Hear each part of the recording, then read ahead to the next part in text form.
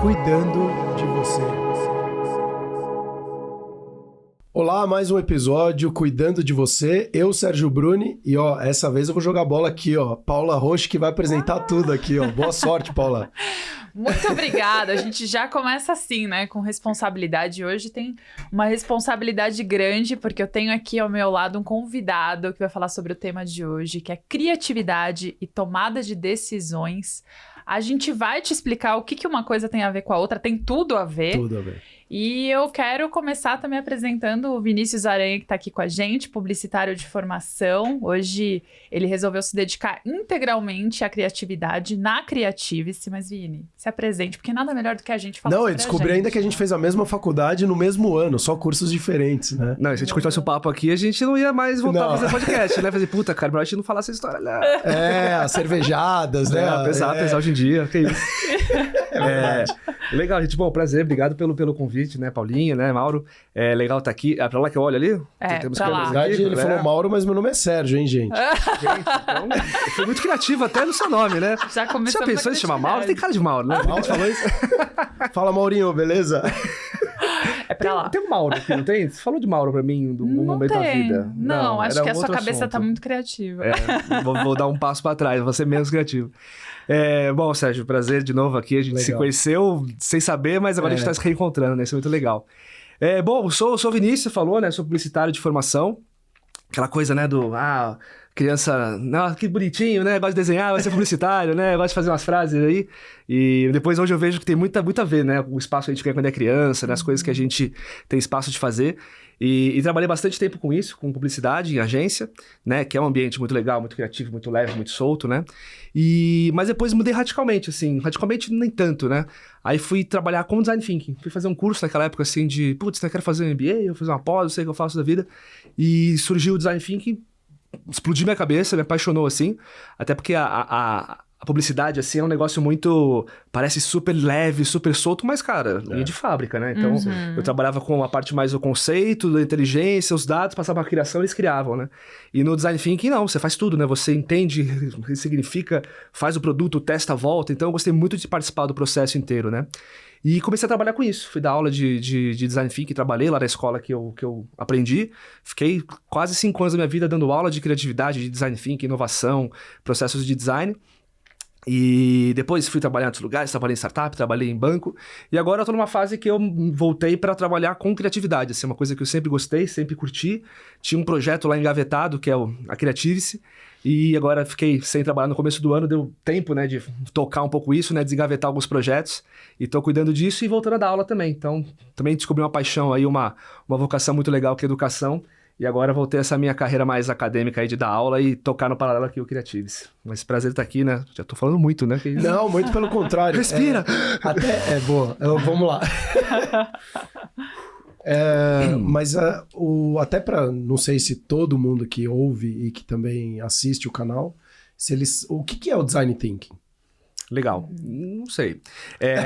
Mas é engraçado porque assim, as pessoas têm muitos jeitos de falar, né? Mas o Design Thinking, um jeito bem simples de explicar, é falar assim, imagina que você vê uma pessoa, um tipo de profissional que faz coisas diferentes ou faz um processo diferente, um jeito diferente. Descobriram que o designer, ele tem um jeito de pensar, enxergar o mundo, fazer coisas muito particular, muito peculiar. E é um tipo de pensamento que ele é muito útil e muito prático para poder resolver problemas complexos, que hoje a gente tem só problemas complexos, né?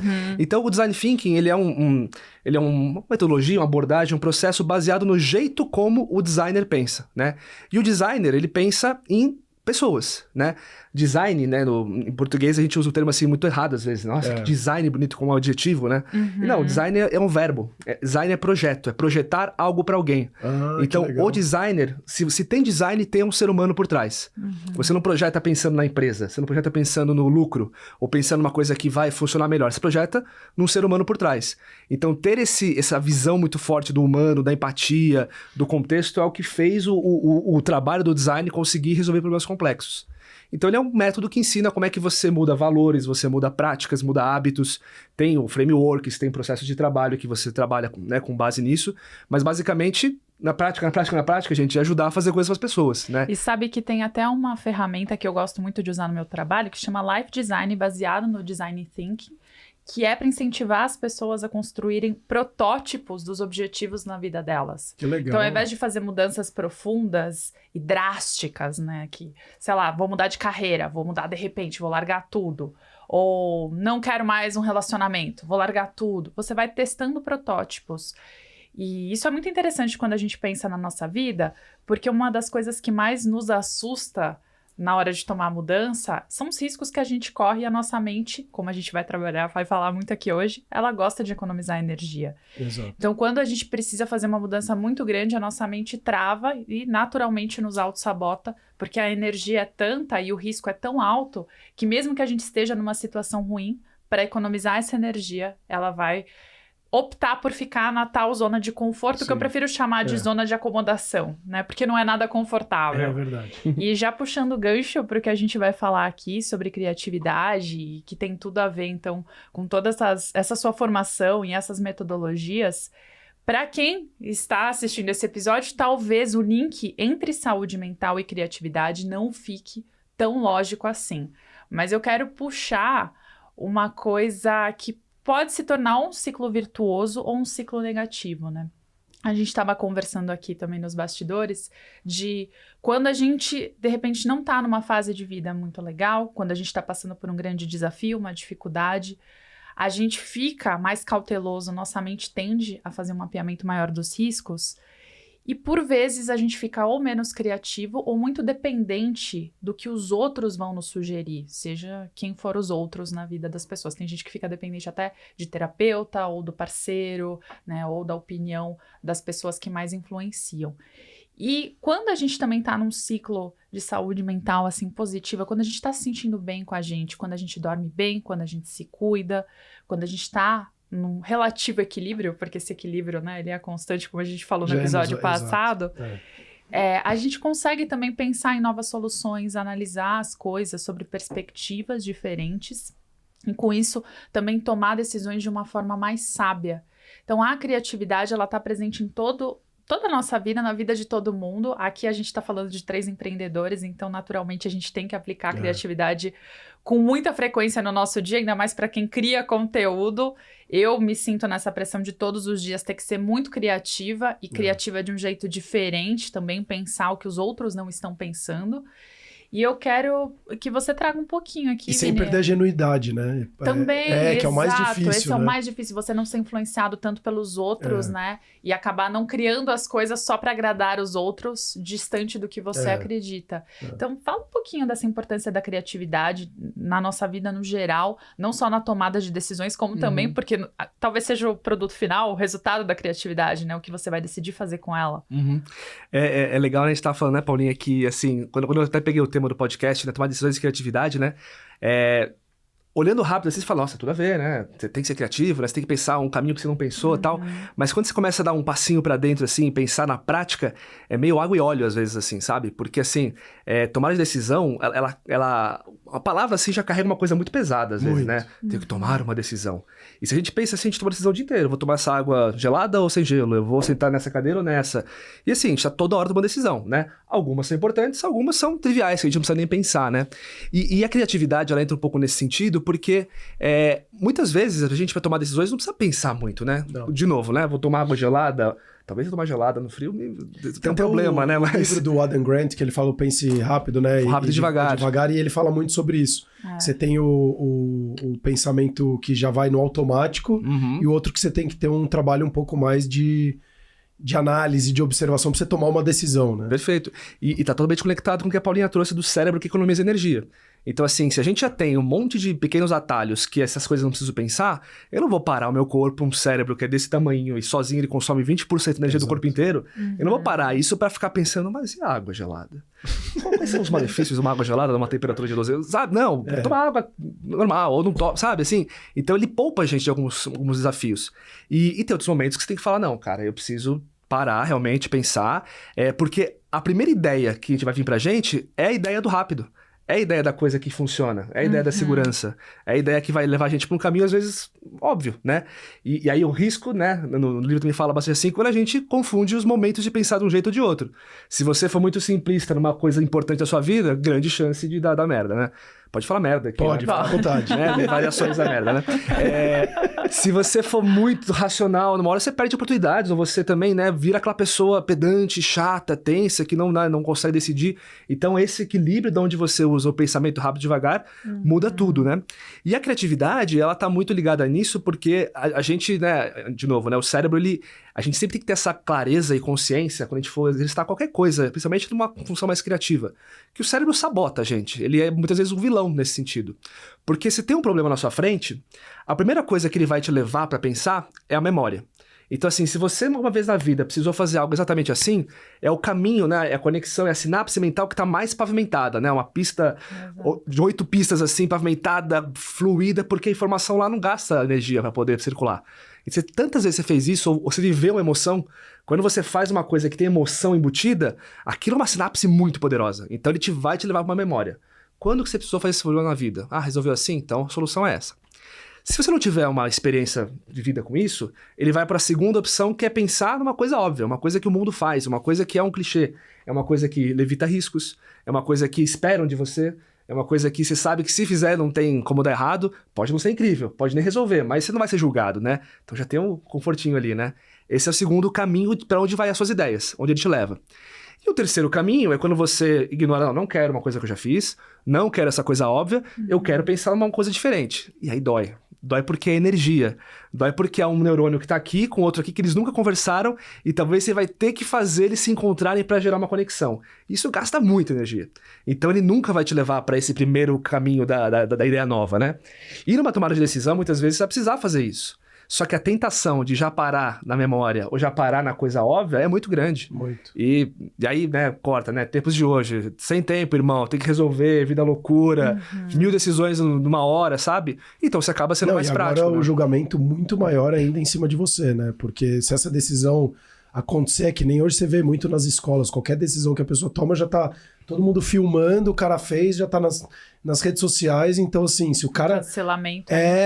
Exato, então é um Black Mirror bem real mesmo, né? Sim. Então assim, se o cara tá querendo ser o diferente, não só a dificuldade da sinapse daquele neurônio com o outro, que ele nunca foi pavimentado, tem que começar a pavimentar, é também agora ter um julgamento muito pesado de um público gigantesco que deve te deixar e falar, e aí, que decisão que eu tomo, então?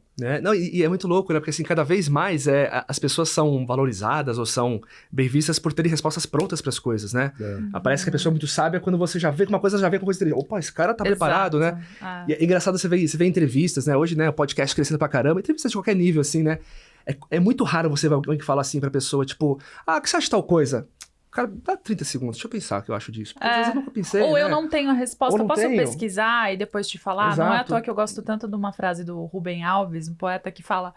Eu gosto de pessoas, não que falam bonito, porque isso é fácil, mas pessoas que escutam bonito, né? Que a partir da escuta conseguem construir algo. As pessoas não têm paciência de esperar. E só para fazer um adendo no que você falou desse pensamento rápido e devagar do cérebro, tem um estudo também muito interessante que mostra que pessoas que traem pela primeira vez em um relacionamento, elas têm 300 vezes mais chances de voltarem a repetir a traição em outros relacionamentos. Então isso que você estava falando da memória, para deixar mais consistente para quem está nos ouvindo, é algo que serve tanto para hábitos bons, como exercícios físicos, né? Como para pessoas que já são muito disciplinadas e fica mais fácil elas manterem essa disciplina, como para hábitos ruins.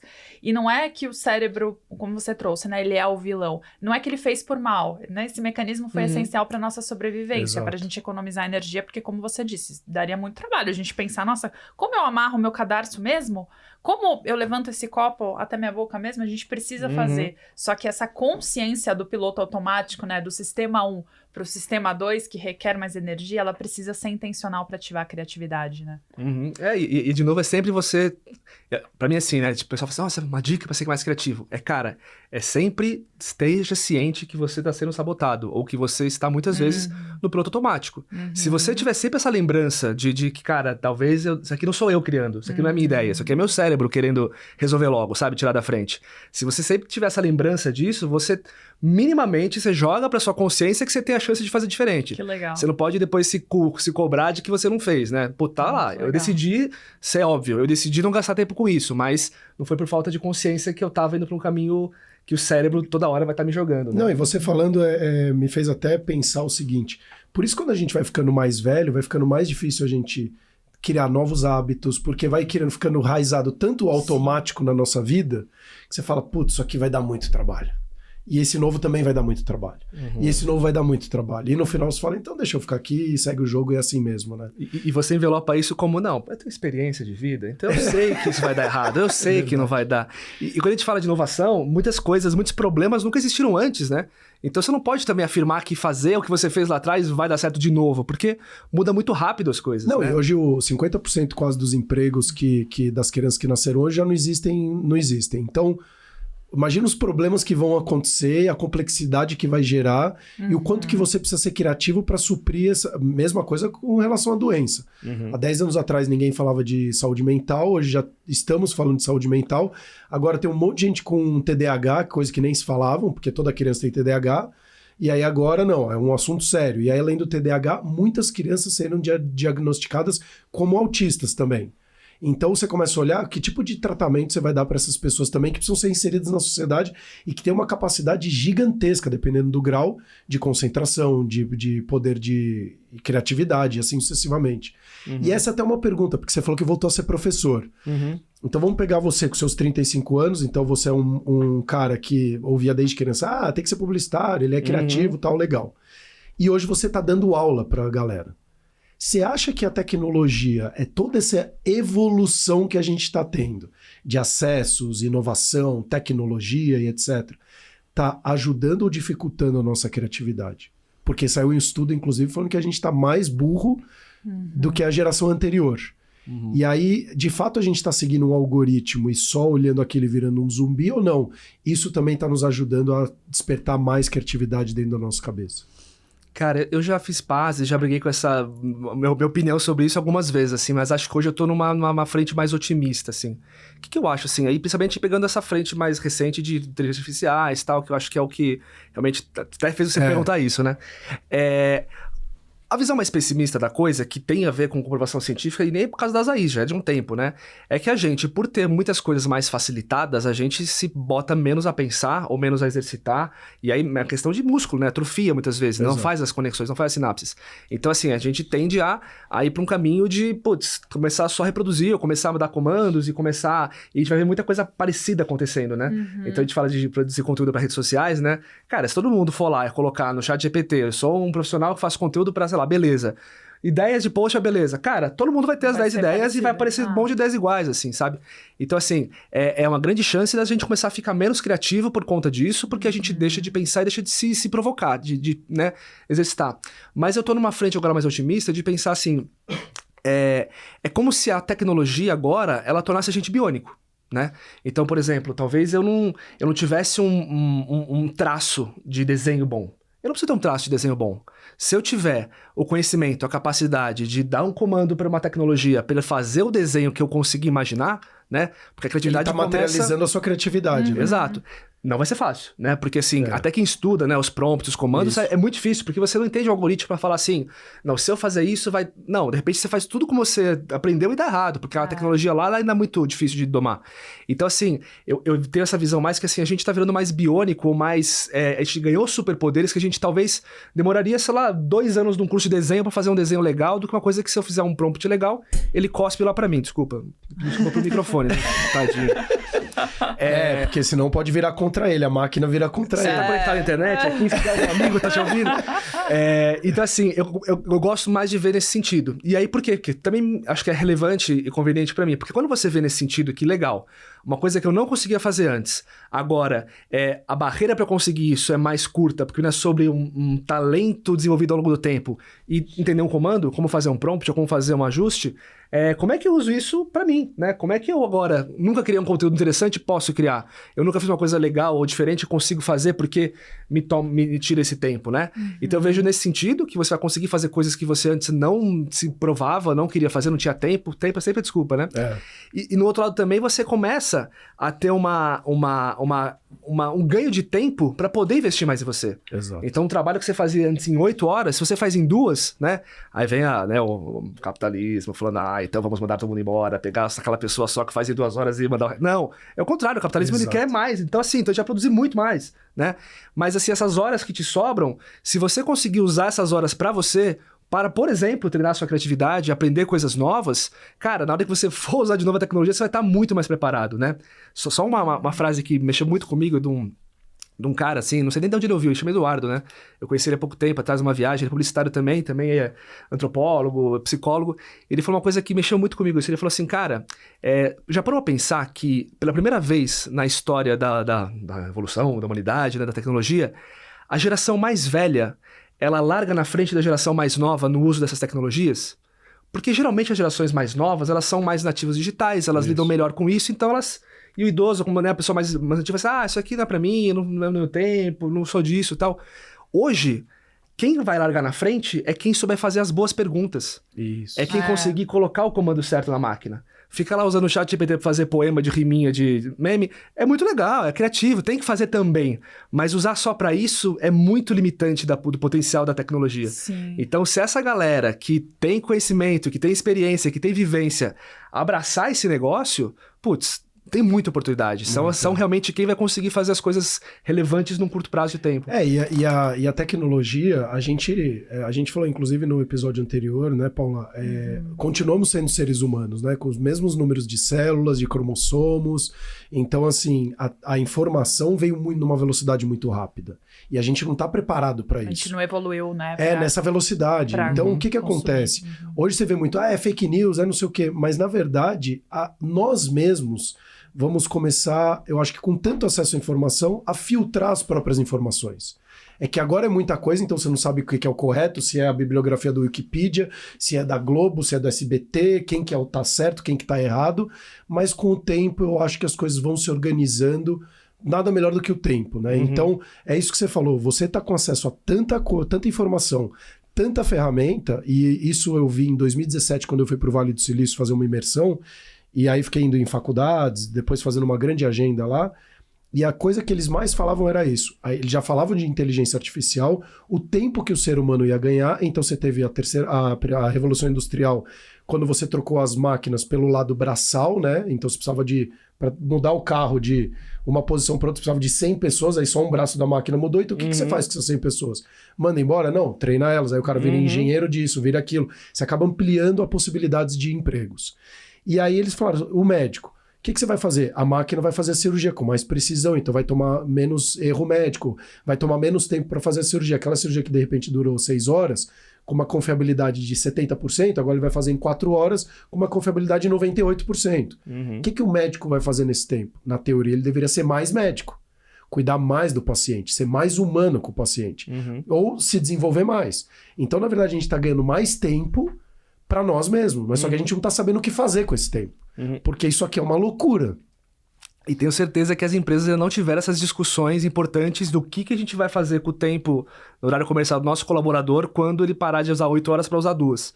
Tenho certeza que não chegou nesse nível ainda. Não, e tá acontecendo isso. E você sabe que até porque num estudo recente mostrou que pessoas realmente são produtivas cerca de 2 horas por dia. Sério? Então mesmo que elas passem 8...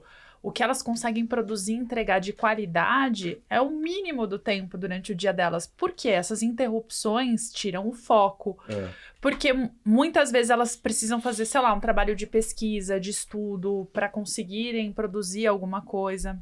Então, o tempo produtivo em que a gente não passa divagando na nossa mente, ele já é muito curto. E por isso que até um certo ócio, esse não precisar o ócio criativo, ficar né? presente o tempo inteiro, é importante no processo de criação. Porque isso que você falou, Sérgio, o que será que a gente vai fazer? Será que a gente vai usar a tecnologia para conseguir filtrar mais as informações, para conseguir, sei lá, fazer escolhas melhores para o futuro e para as próximas gerações conseguirem ainda ter um potencial de análise crítica grande? A resposta depende de como a gente vai usar a criatividade a nosso favor ou contra a gente. Porque quando a gente olha o mundo de hoje, a gente não tá usando a criatividade a nosso favor, porque justamente a gente tá sendo pouco criativo em construirmos uma vida mais equilibrada. A gente está usando a criatividade para a gente ficar cada vez mais ocupado, ocupar espaço no nosso HD interno, e com isso sobra menos espaço para o ócio criativo. E ontem eu até estava falando com o Vini sobre o assunto aqui do podcast, e eu disse que eu estava me inspirando muito durante a minha corrida. E como você também gosta muito de fazer esporte, né? Eu tenho certeza que nesses períodos em que a gente não precisa necessariamente produzir algo mental, que a gente só tá divagando, assim como no banho, ou passeando com o cachorro, ou antes de dormir, são os períodos que as pessoas também ficam mais criativas, né, Vini? O quanto que o ócio é importante para dar esse espaço, essa liberdade para o cérebro criar. Eu acho que é importante a gente falar disso também. Não, total. Até, né, a gente até falou assim, né, assunto aqui, muitas vezes a gente fala de cuidado do bem-estar, né, de sono, né, e tem muita conexão com isso, assim, também, porque o descanso, ele não só o ócio, o descanso, ele é importante para a criatividade. Porque, no fim, pensa assim, né? Cérebro-máquina maravilhosa, né? Mas ele tem 2 níveis de processamento. O que tá no consciente, você não consegue abrir muitas abas do Chrome, uma hora vai pifar. Então, assim, você não consegue processar muita coisa no consciente. O inconsciente é terra de ninguém. É o filme do Divertidamente, né? Aquele filme lá, gente, aliás, não é filme de criança, não, né? Filme de tese de doutorado, de pós-doutorado e blá, blá, blá. É incrível, né? Então, assim, no inconsciente é onde as coisas processam rápido. Então, assim, a velocidade de pensamento no consciente é uma. É mais, né? Porque entra emoções, entra a coisa do julgamento, os medos, os valores todos.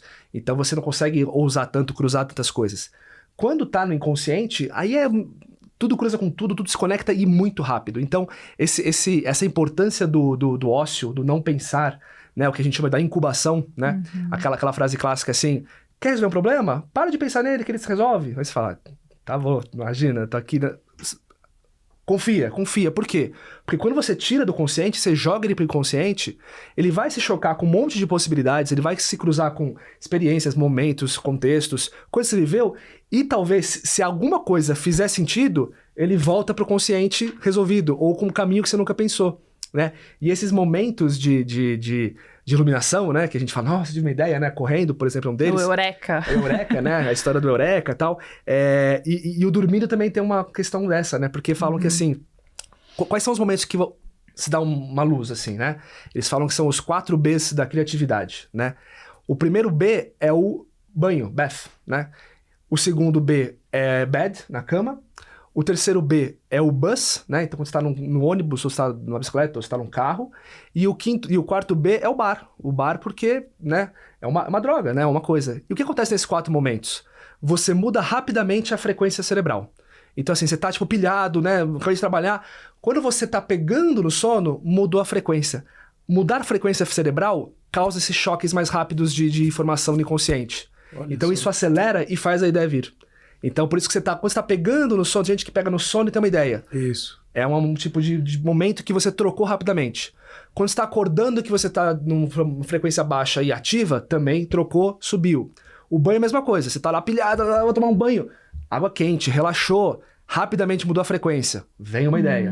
E o bar é o álcool, né? O álcool, né? O bar, uma droga. Não só o álcool, né? Mas também as conexões, as interações, os estímulos, né? Então também rapidamente você vai de um nível assim, tipo de tal, para um nível mais relaxado. Choca as ideias. Então, só que para as ideias chocarem, elas têm que incubar.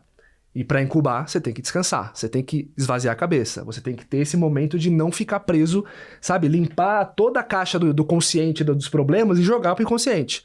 E aí a gente tá falando de descanso, tá falando de relaxamento, tá falando de realmente, né, a gente ter uma vida equilibrada, de novo, né, falando de equilíbrio, de bem-estar. E aí que tá, talvez acho que essa seria a conexão mais forte do sono com a criatividade, né? Esse tempo que você se dá para incubar as coisas, né? Até um outro exemplo, né? Quando a gente era criança, então, a gente achava que a mãe era louca, né? Tipo, filho, não adianta estudar na véspera da prova.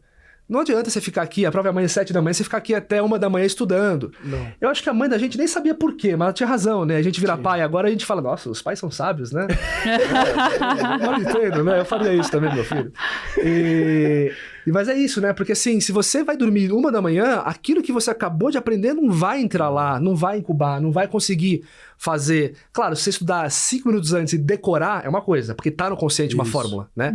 Agora sim... Mas que também não vai aprender, né? Porque não aprende, você só uma decoreba que vai esquecer. Exato. Então tem muito essa conexão com o tirar do consciente. E o que você fala faz total sentido, porque no momento do sono é onde você tem a consolidação da memória. Exato. Então, como você está tendo a consolidação da memória, e aí para você ter a consolidação da memória, você precisa fazer os estágios corretos do sono. Então você tem o sono não REM, né, que é o sono, então começa mais leve, aí como você falou, você vai se aprofundando, então você vai lá o N1, N2, N3, o sono REM, o sono profundo, e o REM é o momento que você sonha.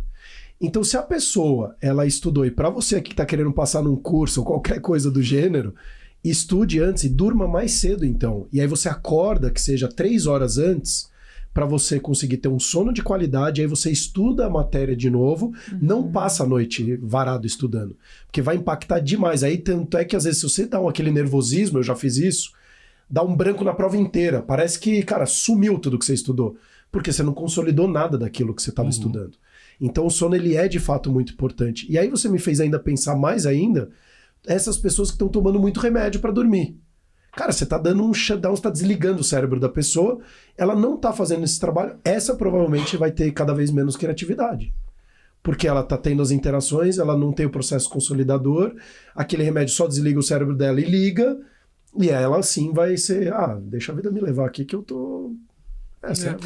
Eu não sei, biologicamente, temos uma bióloga aqui, né? Não, é verdade. Né? Ela fala de biologia aqui, por um período, né? Você pode até usar o medicamento para reensinar o seu cérebro a dormir, claro, quando tem uma prescrição médica. Mas concordo, usar para sempre. Como tem muita gente que se torna dependente, você altera seus processos biológicos, né? Você faz seu cérebro também, né? desaprender a fazer muitas coisas. Você muda a configuração, né? Como você estava falando. Não, eu ia perguntar isso. Não, eu não sei qual que é o impacto desses remédios, por exemplo, para a parte da consolidação da memória. Não sei se ele também influencia isso. Não, atrapalha. Tanto é que hoje o remédio de sono, ele tem... Primeiro que ele chega a tirar de 10 a 15 anos da sua vida. E segundo, que você vai ter probabilidades gigantescas de ter demência. Então já deve impactar provavelmente essa questão que você falou. Alzheimer, Parkinson, porque vai direto no sistema nervoso central. Então vai atacar provavelmente vai atacar a sua criatividade também. Você não tem essas consolidações, ele fica deturpado. Sim. E aí talvez você pode até ter ideia, mas a sua ideia vai estar muito deturpada do que... No fim, o que a gente aprende muito de criatividade com o cérebro, assim, no fim das contas, é a dificuldade que você vai ter. Quando a gente fala dificuldade, assim, é gasto energético mesmo, né? De conseguir fazer uma sinapse nova, uma conexão nova. Né? Eu falo assim, gente... vamos ter uma ideia aqui, usando um tripé, usando um bonequinho, aquele bonequinho ali, para ajudar a limpar a água do rio. Puta, tripé... Talvez a gente chegue, assim. Mas quem não tem esse preparo, ou quem não tá com esse condicionamento de qualidade de vida, de energia, de motivação, talvez fale que é impossível. E eu, assim, acabei de chutar aqui, tá, gente? Eu nunca vi nessa sala antes aqui. Deve ter um jeito de fazer alguma coisa. Não, é um bonequinho no Rio Tietê, sinalizando assim com a mão, venha pra cá limpar a água, em cima de um tripé. Sei lá, acabei de... Entendeu? Dá pra conectar. É a maior ideia do mundo? E a gente tem outro assunto que a gente ia falar, né? Assim, o quanto que as ideias que a gente gera depois, elas, por serem boas ou não pra gente, porque pra gente elas sempre são boas, né? Porque nós somos sempre o primeiro cliente da gente, né? A gente cria pra gente. Sim. Né? Pô, pra mim fez sentido, né? Porque pra você não. Se fez, pô, então um pouquinho mais de endorfina aqui, né? Legal, um carinho, né? Um tapinha nas costas, né?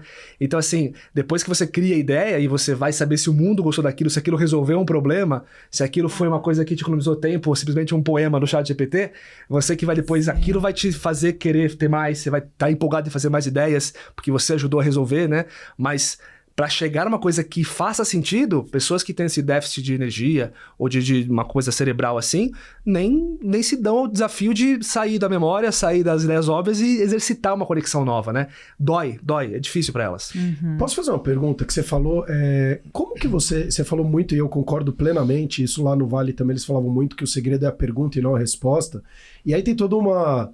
A gente pode aprofundar aqui o assunto por horas para falar o porquê que a gente foi doutrinado a saber responder, né? Então, isso vem desde a escola de Frankfurt, então é bem antigo, onde para você ser considerado inteligente, você tem que saber as respostas, mas na verdade você está seguindo um padrão do cara fala e você fala amém. Então, ele pergunta, eu tenho que saber responder. E aí depois eu viro o cara lá do funcionário, da montadora, sigo uma linha de produção, e aí a vida vai seguindo dessa forma. Então eu vou seguindo regras, ou seguindo ordens, né? E eu não penso, que é muito mais fácil você manipular as pessoas. Basicamente é isso. Como que você consegue, então, desenvolver o seu cérebro? Porque eu acho que a criatividade ela deve estar muito atrelada também no desenvolvimento de fazer boas perguntas. Porque isso cria, né? E como que você desenvolve isso?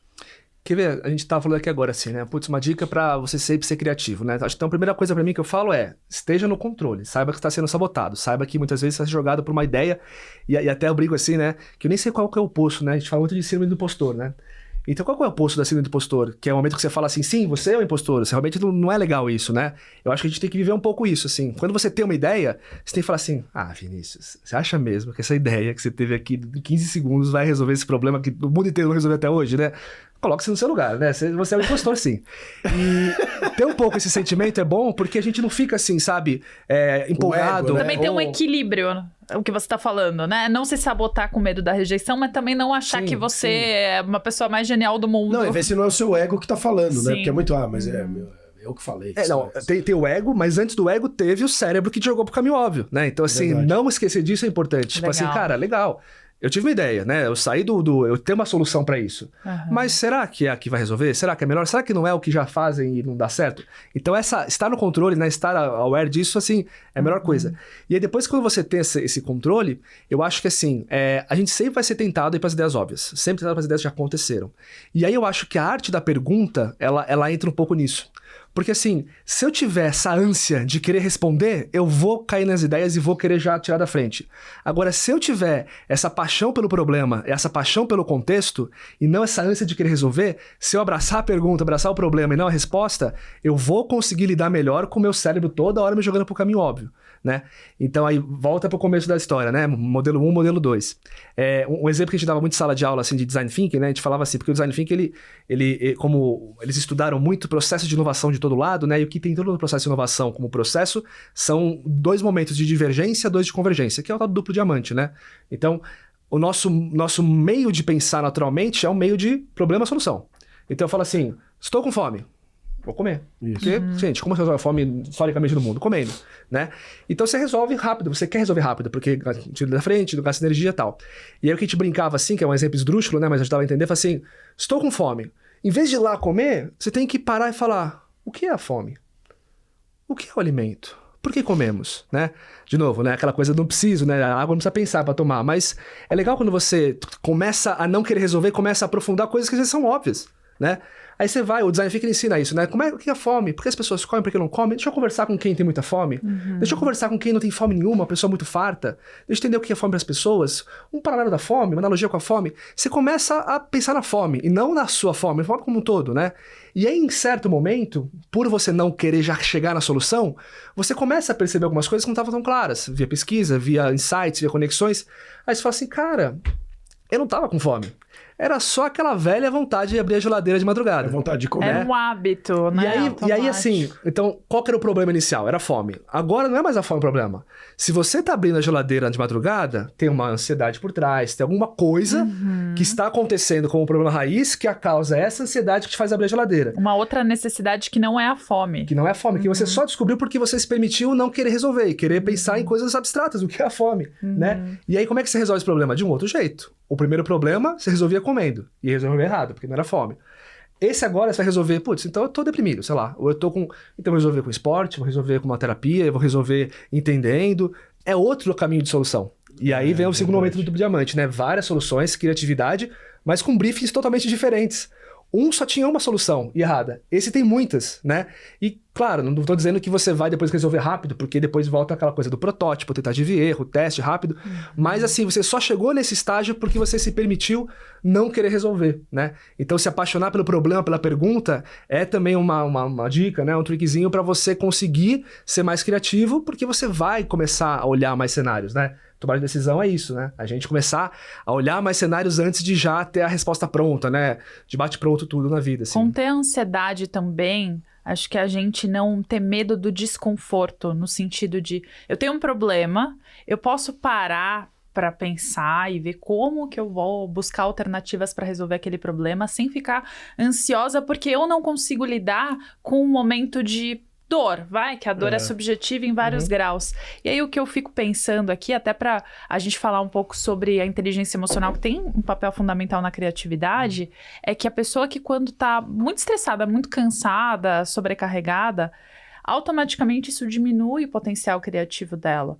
Porque esse estresse é tão grande, inclusive corporal, fisiológico, né? As emoções. Estresse não é uma emoção, para quem não sabe que está nos assistindo. Estresse é um estado fisiológico mesmo no nosso corpo, gerado por você sentir emoções desagradáveis por muito tempo, seja ansiedade, seja raiva e etc. E aí você deixa o seu corpo nesse estado de alerta que automaticamente só mapeia riscos. Esse estado de alerta te faz mapear riscos e ficar com uma mentalidade mais pessimista. Então, nas rotas neurais, você vai estimular aquelas que automaticamente vão tentar analisar tudo de errado que pode acontecer. E esse tudo de errado tira a possibilidade de você pensar que coisas fantásticas também podem acontecer se eu tomar outras rotas, fazer outras estratégias. Então, eu vejo que entre várias emoções, esse balanço que a gente tem que tomar, a gente precisa tomar cuidado também com essa saúde mental, com esse equilíbrio e com essa sobrecarga que a gente se coloca, até, como você falou, né, Sérgio, nesse consumo de informações excessiva, porque se a gente se coloca num estado de estresse muito constante, a gente vai ficar menos criativo e, consequentemente, a gente vai sofrer mais, porque a gente vai sempre fazer as mesmas coisas e ter os mesmos resultados, né, na vida. Não, isso que você falou E aí você ficando muito mais estressado, é o que você falou, você vai entrar cada vez mais no automático. Porque já que eu tô com um perigo, né? Eu tô correndo perigo aqui. Exato. Quais são os momentos da minha vida, acessa a memória, como você falou. Quais são os momentos quando eu passo por isso que me trazem maior conforto e maior segurança? Esse. O que vai acontecer? Vou fazer esse todo santo dia.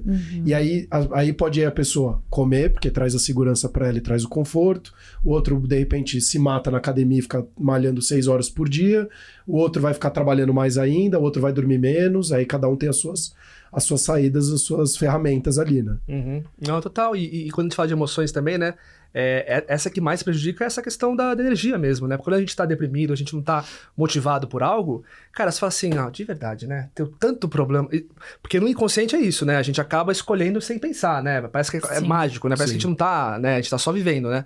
Mas quando a gente para pra pensar e para pra raciocinar, também vai pro caminho errado. Você fala assim, cara, tanto problema na vida, tanta busca pra resolver, eu vou ficar pensando em inventar roda aqui pra fazer uma coisa que eu sempre fiz a vida inteira, né?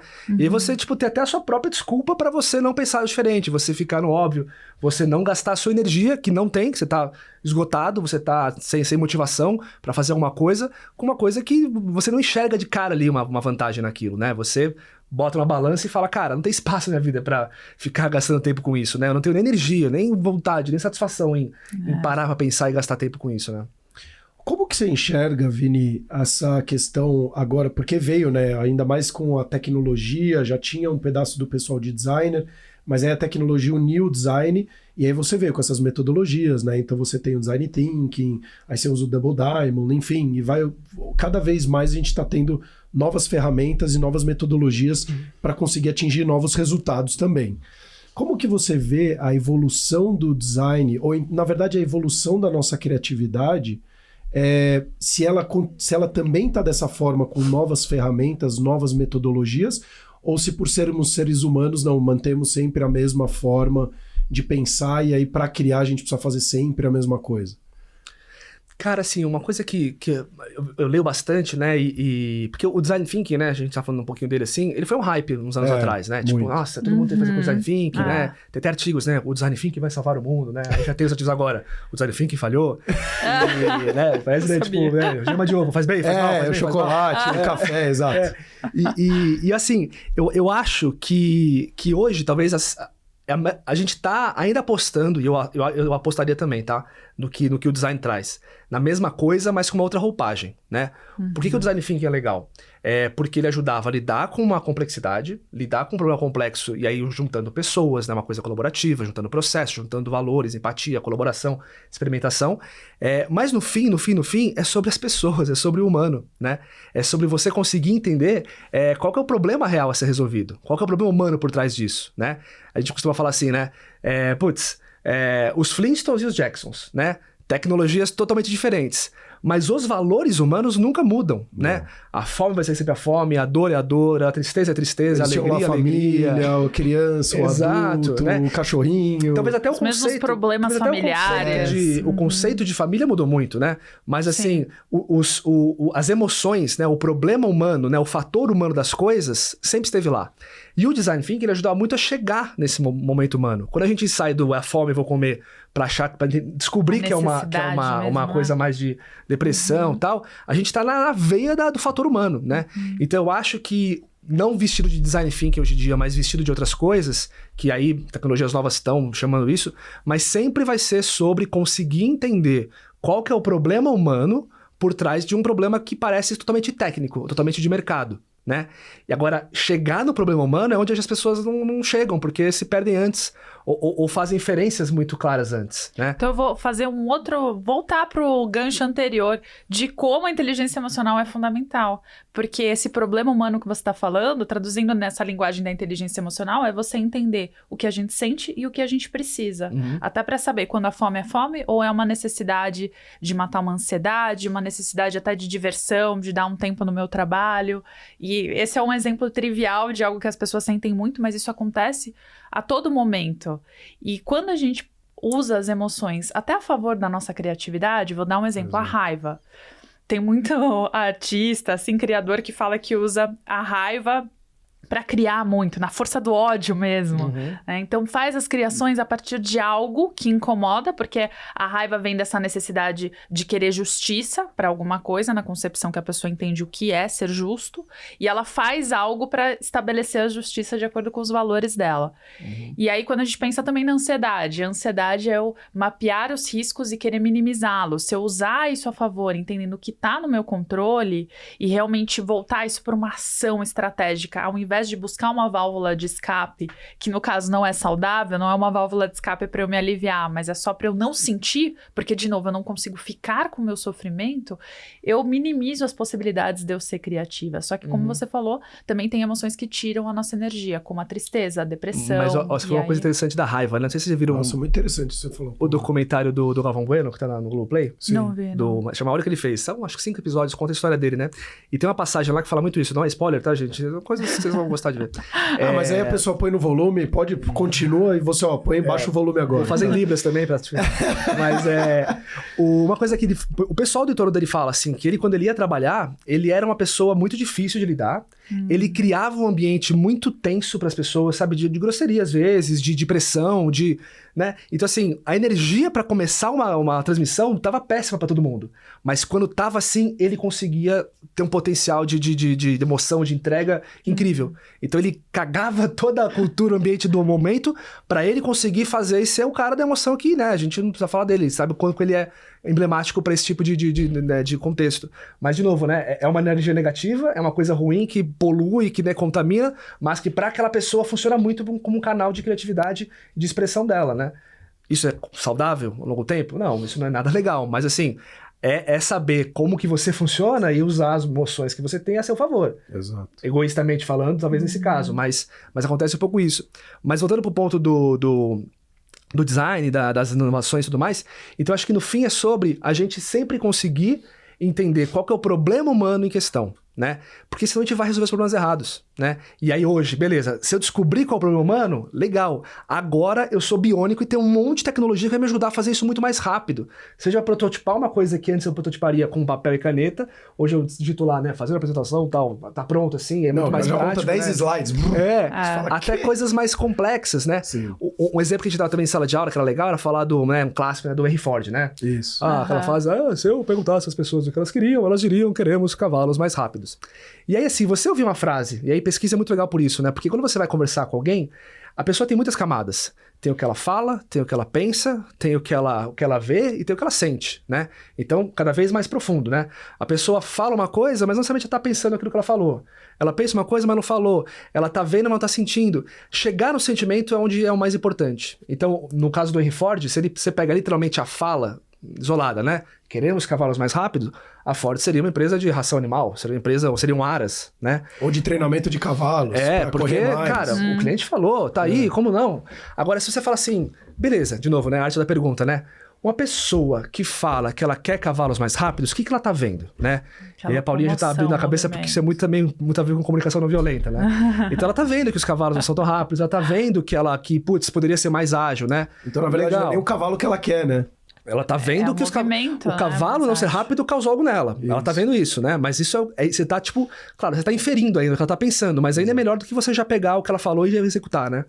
Uma pessoa que vê que o cavalo é tão rápido, o que será que essa pessoa, ela tá pensando? Putz, né? Pensando que eu queria chegar mais rápido nos lugares, que podia ser diferente.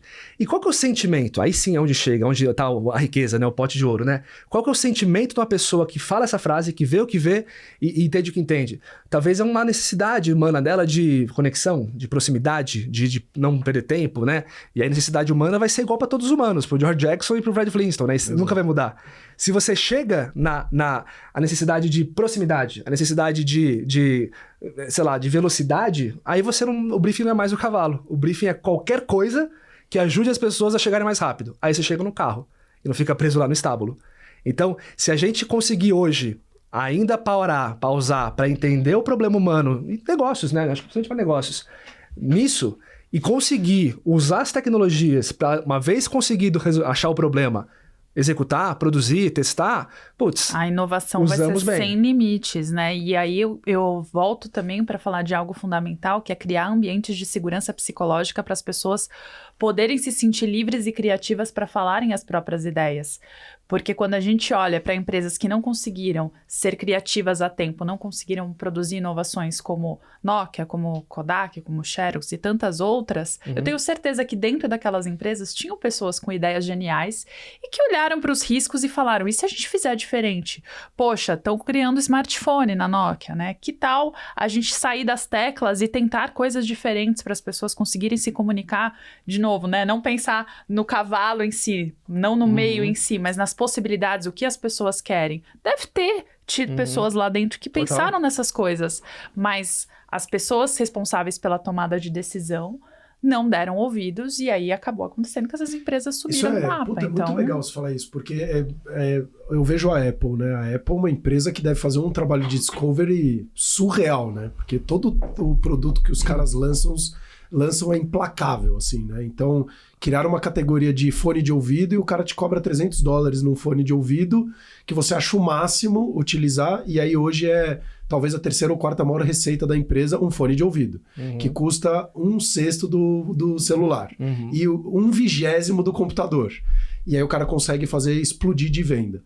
E isso que você falou faz total sentido, porque a BlackBerry, ela soltava o NPS, para quem não sabe, é uma métrica que você tem para entender se aquilo está sendo agradável ou não para a pessoa. Então, você sempre... Aquela perguntinha que você tem, de 0 a 10, você indicaria para o seu amigo que você recebe no iFood ou qualquer coisa do gênero, é uma espécie de um NPS, que é Net Promoter Score.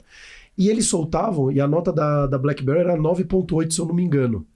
E aí eles soltavam aquele perdendo vendas. Mas só que porque eles não tinham feito um discovery mais interessante ainda, só estavam baseados no NPS. Você gosta do meu produto? Adoro o seu produto. Você indicaria pro seu amigo? Sim. Todo mundo indicaria pro amigo, 98% indicaria. Legal, mas só que tem um outro cara vindo aqui que tá entregando muito mais valor pra gente. E eu não quero saber do cara, porque eu sou a BlackBerry, eu vendo, tô explodindo de vender. Mesma coisa Kodak. Mesma coisa com o Blockbuster e a Netflix. Sempre deu certo, pra que eu vou mudar? E é isso que eu falo hoje, com acesso a tanta informação, com tanta mudança, no movimento VUCA elevado à 20ª potência, cara, se você não tá aberto a reaprender e desaprender velhos conceitos, você tá fadado ao fracasso. Não, total. E sabe uma coisa que também é interessante nesse contexto assim, de inovação, de negócios, de empresas, né? Uma coisa que eu trabalhava com design, né? Eu era head de design do Banco BMG e quem trabalha com design sabe que assim, o designer, né? O tema do design nas empresas ainda é muito mal entendido, né? O pessoal ainda limita muito o cara que faz a tela, o design gráfico e tal. E não, né? É muito mais complexo do que isso, assim. Mas muitas vezes as pessoas, elas são postas só pra fazer aquilo e não tem nem tempo de começar a fazer um discovery mais profundo, de estar com as pessoas. E o que eu falava pro meu time, eu falava assim, gente, ó, a gente aqui é, patinho feio, ninguém sabe o que a gente faz, ninguém valoriza a gente e tal. Mas uma coisa que a gente pode fazer, uma coisa que, assim, se a gente tiver isso muito forte, muito claro, e a gente sempre vai ter voz em qualquer reunião, não importa o nível hierárquico, é se a gente estiver muito próximo das pessoas, próximo do cliente. Porque, assim, de fato, a gente sabe, uma grande corporação, o cara não vai pra rua, não vai falar com o cliente, ele não vai entender lá o que tá acontecendo. E o que só deixa isso mais importante é porque, de repente, uma pessoa, sei lá, nos anos 50, para uma pessoa dos anos 60, 10 anos, talvez ela era muito parecida. Ela não era tão diferente 10 anos depois. Hoje em dia, cara, o que aconteceu de 6 meses pra cá com as tecnologias? Sabe, assim? Então é muito rápido. E se você faz uma pesquisa a cada 6 meses, não basta. Então, se você tá sempre lá na ponta, ouvindo, pegando, né, o calor, pegando essa energia que é o humano, que é os valores humanos, constantemente, até no jeito bem prático, sabe? Numa mesa de uma reunião importante, se você traz uma frase do cliente, uma foto do cliente, assim, personifica mesmo, humaniza o negócio. Eu fui na rua, eu falei com este cliente, ela tem nome, ela chama Dona Josefa da Por isso que você Silva, faz a persona, né? Porque ela humaniza, né? Não é você falando. Porque eu, Vinícius, quem é você pra falar disso? Eu não sou ninguém. Eu só fui o cara que fui na rua e trouxe a frase de quem você tá falando que é importante, que é o seu cliente. Quando você tem isso na sua mão, você é muito poderoso no ambiente corporativo, né? Verdade. E assim... Aí vou falar essa parte poética, tá? Agora fiz um discurso bonito, agora na prática mesmo, muitas vezes, foco no cliente, importância no cliente é uma frase na parede. Então, assim, nunca ninguém, aí volta para a exposição, pro risco, nunca ninguém, com uma posição que for, vai falar que você tá errado de trazer uma frase do cliente, ou vai negar aquela frase, porque aquilo é uma matéria bruta. Se ele vai dar valor para aquilo no dia a dia do trabalho é uma coisa. É outra história. Exato. Ele valoriza que faça isso, ele vai falar que aquilo é importante, as empresas vão incentivar as pessoas a fazerem isso, mas na hora H que você fala assim, esse projeto aqui que tem que entregar amanhã, entrego amanhã mesmo ou vou fazer uma pesquisinha porque faz tempo que a gente não conversa? Não, entrega amanhã, a pesquisa fica depois. Então, assim, sempre vai sendo, né, terceirizado ou jogado de lado, né? Então, essa possibilidade de a gente estar próximo e entendendo como que os valores mudam, como que isso muda tão rápido, é o caminho pra gente conseguir inovar. É um caminho pra uma empresa não ficar pra trás. Mas beleza, de novo, eu tô com uma frase poderosa do cliente na mão, eu tenho esse hábito, eu tô na rua, eu tenho um lugar na mesa pra falar. Agora, disso, né? Porque isso foi muito o que eu fiz quando eu saí lá da aula e fui trabalhar com as empresas. Falei assim, cara, o pessoal sai daqui do curso de inovação com a cabeça explodida e eu quero saber se esses caras conseguem executar o que a gente ensina aqui, né? E fui trabalhar numa grande empresa para ver e vi que é muito difícil. Porque para inovação acontecer numa grande empresa, tem muito mais a ver com astrologia do que com outra coisa, porque é o alinhamento dos planetas. Se não é a ideia certa para a pessoa certa, no momento certo, com o dinheiro certo, com o contexto certo, no timing, assim, tipo de energia, ela não dá o segundo passo para existir, né? E aí volta, né? Prototipar rápido para você fazer aquilo ter uma sobrevida, de novo, é que nem você pegar a frase do cliente. Não sou eu falando. Eu fiz isso aqui, testei uma coisinha, joguei na rua, deu esse resultado. Posso dar uma segunda chance para essa ideia? Posso dar uma terceira? Posso dar uma quarta? Aí começa a funcionar. Mas fazer isso acontecer, fazer as ideias nascerem e tomarem escala nas empresas, tem todos os ambientes difíceis que não são criados para inovação, são criadas para reprodução de padrões. Não, e sem contar que aquela pessoa que de repente pode esbarrar numa pessoa ali porque vai passar por cargos hierárquicos, aquele cara pode se sentir ameaçado em algum momento e falar, opa, aquilo que dependiam de mim já não tem tanta dependência, então eu vou barrar aqui porque na final pode ser o meu trabalho que esteja sendo prejudicado aqui, né? E aí eu posso ser mandado embora. Então, eu vi um trabalho que a gente fez numa empresa. E foi engraçado, porque tinha a médica do trabalho, e aí a gente estava fazendo um trabalho de saúde mental. E eu falei, olha, se você jogar o meu aplicativo aqui agora já para os funcionários, a gente já consegue ter uma pesquisa já dentro do aplicativo, que já vai trazer uns resultados muito mais rápido. Ah, não, eu vou fazer isso pessoalmente, eu 1 a 1. Eu falei, tá bom, mas são 3.000 e poucos funcionários. Nossa. Quanto tempo você acha que você vai demorar? Talvez daqui a 1 ano, meia dúzia já se matou aqui. Enquanto que a gente pode ter um resultado em 1 semana. Se a gente fizer uma força-tarefa agora, tem uma nova empresa que está ajudando a gente, assim, assado. Ela foi dificultando tanto o meu trabalho, que aí eu conheci o dono, falei, cara, eu preciso de uma ajuda aqui, meio que veio um top-down, e no final eu falei, cara, eu tô aqui para te ajudar. Então todo o trabalho que você teria para ficar falando 1 para 1, a gente vai conseguir já minimizar 10 vezes esse tempo e vamos montar estratégias para poder gerar ainda mais valor para eles. Como gerar mais resultado, como fazer eles serem mais saudáveis, como você poder gerar muito mais, você vai ter relatórios já montados. E eu vou entregar isso para você, porque você é médico de trabalho, para você eu posso abrir os dados, para a empresa não. E você vai tomar as decisões, você vai vir com uma visão muito mais estratégica para a empresa e falar, cara, olha isso aqui, tudo que a gente mapeou nos últimos 30 dias. De repente você demoraria 1 ano, 1 ano e meio para fazer isso. E eu já te entreguei e em 1 semana a gente tem o resultado. E no final, foi dito e feito. Eles tinham um aplicativo que tinha ali 7, 8% de taxa de engajamento, o nosso estava com 28%. Em 3 meses de aplicação, mas ainda a taxa está muito baixa. Eu falei, mas vocês têm um aplicativo há 10 anos que está dando 8%, eu estou dando 3 vezes mais e a minha está baixa.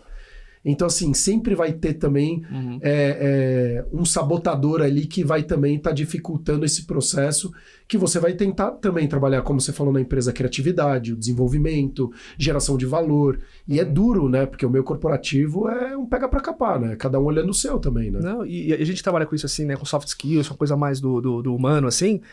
Cara, assim, a teoria tá dada, né? De novo, o corpo é uma máquina, o corpo ele tem a regra, ele tem um funcionamento, né? E a gente que trabalha com isso, a gente entende isso e tenta levar sem viés, trazer a informação real. Só que para você conseguir navegar uma corporação, cada corporação vai ter sua cultura. Exato. Então nessa, por exemplo, a pessoa não conseguiu te convencer que o método qualitativo vale a pena mais do que quantitativo.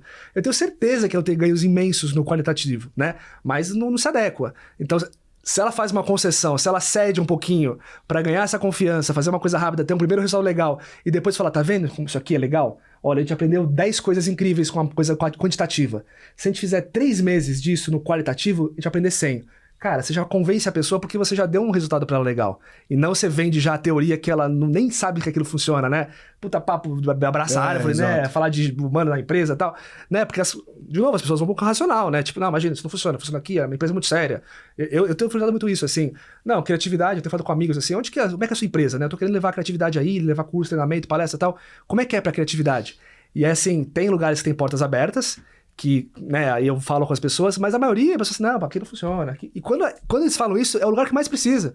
Porque é o lugar que realmente, assim, que tem menos segurança psicológica, que a cultura tá mais engessada, que as pessoas estão mais rígidas, né? E que estão indo cada vez mais para os caminhos que depois vai ser difícil fazer uma curva e voltar para um caminho da inovação, né? E aí, vamos falar então sobre essa questão de como a gente pode incentivar dentro das empresas de uma forma muito prática mesmo, as pessoas estimularem essa criatividade, que essa é a sua expertise, a sua especialidade, né? Enfim, além de todos esses fatores que a gente já falou, de cada um que está nos ouvindo, prestar atenção. Logo no começo você falou como essa tomada de consciência é algo tão simples, já muda o jogo da criatividade, como você se observar suas necessidades por trás das emoções também vai te abrir a mente para você enxergar outras coisas. Acho que sua rede de contato, né, as coisas que você consome, o quanto que você se educa e se incentiva e se estimula a buscar coisas diferentes. Então, para estar aqui hoje, cada um de nós, quantas coisas a gente já não consumiu para formar a opinião, e se a gente gravar esse podcast daqui a um ano, vão sair coisas totalmente diferentes. Não precisa nem ir para um ano, daqui a um mês, né? Porque a gente está o tempo todo em movimento, né? Então, acho que isso tudo é importante. Agora, sim, de uma forma prática, talvez ainda para quem esteja nos assistindo e fala, nossa, eu preciso muito disso, aplicar no dia a dia da empresa. Você também tem o Creativity. Como a pessoa pode não só recorrer ao ChatGPT, como a gente sabe, também precisa dos comandos certos, mas usar outras coisas, sabe, para abrir a mente. E desculpa, só complementar isso que a Paula falou. E para os gestores, né? Porque às vezes o dificultador é o gestor. Como fazer ele ter uma cabeça também mais aberta, a ser mais receptivo nessas ideias dos seus colaboradores. Não, legal. Bom, o que a gente já falou assim, que, né, só reforça, né? Essa questão do sair do automático, saber que está sendo sabotado pelo cérebro, é você ter essa consciência disso. A gente falou muito de se apaixonar pelo problema. Então, né, puxa, se a gente tem um tempo de investigar um pouco mais, se aprofundar um pouco mais, talvez agora não tenha tempo. Mas, cara, e aí falando bem prático, né? Chegou uma coisa top-down agora, legal. Essa eu vou deixar passar, essa eu vou engolir, vou fazer aqui, tipo, sem pensar. Ó. Mas já que tá assim, vamos já se programar para daqui um mês que você vai ter de novo isso, a gente ter um tempo de fazer uma investigação. Então é começar a criar esses slots de tempo que você se permite desde né, que é difícil vender uma empresa, um ócio criativo. Vou marcar um ócio criativo para mim, umas 2 horinhas ali para eu ficar ali fazendo uma coisa. É difícil, né? Mas pesquisa, falar com o cliente, então isso é importante. Então isso é legal. Tá muito próximo dos clientes é muito importante. E quando eu digo clientes, é pessoas, né? Então, assim, é ter esse termômetro do que tá mudando, o que são os valores, descobrir qual que é a questão humana por trás dos problemas, porque senão você pode estar canalizando sua criatividade incrível pro problema errado. E aí não resolve. Você pode dar uma ideia animal para um problema que não é aquele. E aí tudo vai por água abaixo e até descredibiliza um pouco a criatividade, né? Pô, dei tempo pro cara, o cara pediu tempo, o cara investigou, o cara foi, gastou o tempo dele ali, criou um negócio que não funcionou, né? Então a criatividade não funciona. Ou esse processo aí, o não funciona, porque era o problema errado, né? Então tem muito disso. E quando a gente fala de empresas né, que eu acho que talvez, né, todo mundo que ouve aqui tem um contexto profissional, eu acho que é como que as empresas estão conseguindo, e nisso o Design Thinking funciona muito bem, né? Criar esse ambiente de permissão, esse ambiente de falha, né? De falha. Posso errar, né? Eu falo quando eu era criança, assim, né? Acho que você talvez não brincava disso, Paulinha, que menina é um pouco diferente. Mas menino tinha aquela coisa assim, vamos brincar de porrada, né? 5 minutos sem perder a amizade. A gente fica se batendo, depois ninguém leva pra casa, nada assim. Brincava com a minha irmã um pouco. Então eu tô te jogando mal, pô. Você gosta de porrada. Hoje a irmã da Paula, ela tem problema no nariz, o maxilar tá... maravilhosa. Mas com certeza a gente não vai ensinar isso pros nossos filhos, né? Mas a minha minha mãe não queria isso, né? É automático, instintivo. Mas olha que legal, o que é criatividade, né? A criatividade é... Pensa assim, né? Você é pai de família e tal, você tá vendo o seu filho ali, seus 2 filhos, 5 minutos de porrada sem perder a amizade, né? Aí você pode olhar pra aquilo e falar, molecada violenta, tá errado. Muda a visão, né? A gente falou do Lego, né? Muda o ponto de vista. Cara, eles estão criando entre eles um ambiente de permissão, onde eles podem ser uma coisa que eles não costumam ser pra viver uma experiência e depois voltar ao normal. Pega essa frase e joga no contexto corporativo. É isso. Como que você, numa empresa, cria um ambiente para as pessoas poderem dar ideias e não ser julgadas, poderem se expressar, poderem falhar, poderem, né? A gente fala do gestor, né? Você falou do gestor, assim. O gestor é o cara que ele não quer se expor. Ele não... A gente brinca muito ele assim... Não pode ter fraqueza, né? Vulnerabilidade. Tem que saber todas as respostas. E ele não pode brincar, né? O brincar, né? A criatividade, a imaginação veio do brincar. Assim, imagina, esse cara é um cara sério. O cara do computador da empresa, né? O cara ali do compliance vai ficar brincando de Lego. Que absurdo, né? O seu senhor ali de bigode, sério. O cara é uma criança por dentro, todo mundo é uma criança por dentro, sabe? E aí, criar essas condições, criar esses ambientes, né? A gente, quando dava muita aula assim corporativa, né? A gente tinha muito essa... A gente até brincava, e quando a gente brincava antes de começar um processo de brainstorm, a gente conseguia segurar as pessoas na sala, né? A gente fala assim, gente, repararam que num processo de brainstorm assim, de repente, com um passo de mágica, sempre toca o celular do chefe e ele tem que fazer uma ligação urgente. Não, o pessoal cria ele, é muito criativo o pessoal aí, né? Eles se viram aí. Por quê? Porque esse cara pensa, vai que meu time descobre que eu não sou criativo. Vai que ali, numa outra geração que não é a minha, num outro contexto de conversa, eles estão super produtivos, interagindo, falando, porque eles estão mais próximos, e eu sou o cara que tá ali quieto, né? Eu sou o cara Medo que não da contribui. Rejeição, né? Então, nossa, qual vai ser a minha imagem pra isso, né? Então as pessoas, elas... Duro, e olha que louco isso, né? Esse cara é o cara, pensa que assim, né? De noite, falando de Lego, agora eu vou falar de post-it, né? Post-it a gente fala que é o cérebro coletivo, né? Então, tá na sua cabeça, não vale nada. Você tem que botar pra fora, porque agora tem 3 pessoas que estão acessando aquilo, sem precisar eu pedir a fala. Já tá ali, né? E você ganha tempo com isso, né? E um cara desse, um gestor, ele é o cara que ele tem as informações que ninguém tem. Exato. Então, assim, você vai ter 10 ideias. Ele sabe que daquelas 10 ideias, apenas 2 vão ter uma sobrevida na empresa por causa de estratégia, por causa de problemas, por causa de budget, seja lá o que for, exato. né? Por mais que as 8 são incríveis, né? A importância daquele cara no processo criativo é muito boa pra dar canalização pras pessoas, pra falar, gente, ó, essa ideia 7 aqui que tá meio fora, ela é muito boa, mas tenta fazer ela gastando menos, ou tenta fazer ela considerando o cliente e tal. Ele vai dar os inputs importantes para as ideias terem uma forma melhor, e um cara desse fugiu do processo, por medo de exposição, por medo de não ser aquela pessoa e mudar a imagem dele. Então as empresas criarem esses ambientes, por isso que os workshops de design thinking funcionam, porque eles são todos montados para criar esse ambiente. Ó, gente, aqui vão ser 8 horas, onde a gente vai poder, não vai ter julgamento, a gente vai poder errar, a gente vai se permitir. Aí, ambiente seguro. O humor é muito importante para isso, né? Quando você já joga uma coisa bem-humorada, você já se desarma, você já fica no mesmo nível. E aí as pessoas saem encantadas desses processos, porque ela fala, caramba, eu fiz aqui com a minha galera chata do escritório, que nunca saiu nada da gente junto, nesse lugar, coisas que a gente nunca fez em anos trabalhando junto. Isso aqui é muito legal. Aí você pega todo mundo, joga na empresa, e o ambiente não tá preparado para aquilo, fazer aquilo de novo igualzinho. Então, eu vou dar um exemplo muito bom que eu vi esses dias num treinamento que eu fiz, de pessoas que, enfim, queriam se tornar Chief Happiness Officer, né? Um cargo sobre felicidade corporativa, então a mentalidade já é diferente, são pessoas mais abertas. E ali tinham gerentes, pessoas também, gestores, responsáveis pelos seus times, e um deles, o que eu achei fantástico, eu trouxe um caso, ele trabalha numa instituição financeira, que você tem essa experiência, já tem padrões culturais mais clássicos, mais sérios, diferentes, por exemplo, de uma agência de marketing, né? Outros lugares. E ele tirou 1 hora da agenda de todo mundo, marcou uma reunião que chamava, acho que era Descompressando, algo assim. Ele inventou e deixou todo mundo curioso. Todo o time dele entrou na sala e ele fez todo mundo baixar um joguinho no celular de adivinhar desenhos, sabe? É tipo imagem e ação, só que só por desenhos. E eles ficaram jogando por 1 hora e todo mundo se sentiu seguro porque era o chefe que estava chamando pro convite, que estava ali jogando com eles durante 1 hora, assim, sem precisar se preocupar. E depois, passada aquela reunião, eles deram muita risada.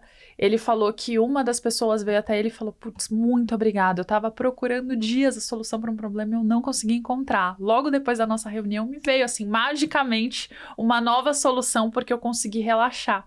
Então, olha como uma coisa muito simples que para muita gente poderia ser perda de tempo, conseguiu abrir a cabeça do time. E aí, depois eu conversando com ele, eu falei, olha, você só conseguiu também tirar esse espaço na sua agenda para fazer 1 hora de jogo porque você também se sente seguro, porque a diretora acima de você te permite criar essa relação. Ele falou, não, com certeza, ela é uma pessoa fantástica, tanto que me incentivou a fazer esse curso aqui. Então, olha como é importante a gente criar essas pontes, né? E a gente vê esses momentos de descontração, o papo do corredor, né? O cafezinho, como momentos... essenciais. Super criativos, né? Às vezes é no café que rola a ideia. Eu tô aqui, pô, aí a gente tá falando do produto. Paula, então eu pensei num negócio ali que eu tava pensando. E cara, e aí do que ele tá falando do design, do Vini, o Vini veio com o lance do produto. O que você acha disso, cara? Eu acho isso. Porra, gostei da ideia. Vou levar lá pro pessoal de tecnologia, então, pro design, pra gente testar, então, ver se funciona. Beleza. Bom, vou embora. E você é o cara que tem acesso àquela galera. Eu talvez tinha ideia, mas eu não tenho um cargo, ou um dia a dia, ou um respeito pra poder chegar naquela mesma galera. Essa ideia na minha voz tem um peso, na sua tem outra. Então, de novo, né? Agora entra, por isso que é importante entra o fator da também. Colaboração, o fator do compartilhar as coisas, né? Sim. Né? Uma grande empresa, né? Putz, né? Eu comecei a trabalhar lá como gestor assim, cara, o que era mais difícil muitas vezes era pagar uma conta. Porque assim, com quem eu falo, tem uma nota, emissão de nota, quantos dias a empresa paga. Cara, às vezes a gente não pagava o fornecedor porque não sabia internamente com quem falar. Então, empresas, muitas vezes, elas precisam ter essas coisas mais abertas, porque uma ideia muito legal, às vezes ela tá com o colega do lado. Que esse cara poderia te ajudar, só que ele nunca vai saber o que você tá pensando, porque vocês não criaram esse espaço de troca, não criaram esse espaço de permissão, né? E quando você vai no cafezinho, você vai no happy hour, você sabe que esse cara gosta de jogar tênis. E aí, quando você começa a falar com ele de tênis, você não tá no nível profissional, você tá no nível mais humano. Isso. E aí, quando você tá no nível mais humano com as pessoas, você se sente confortável de falar, eu vou dar uma ideia que talvez eu seja julgado. Mas, porra, a Paulinha é brother, se ela me julgar, né, não vai julgar, né? Ela vai me ajudar, sabe? E aí a informação flui, cruza, né? E isso é uma coisa que eu ia até falar que eu acho super importante, a prática de atividade física ou você ter um hobby. O quão importante é isso, inclusive, para você trabalhar a criatividade.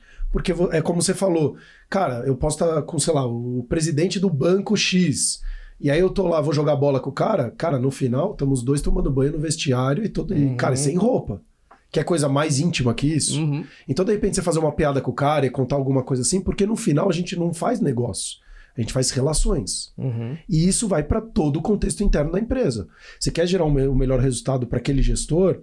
Cara, é o que você falou. E eu achei genial isso. Eu nunca tinha pensado. Deixa um ambiente psicologicamente saudável.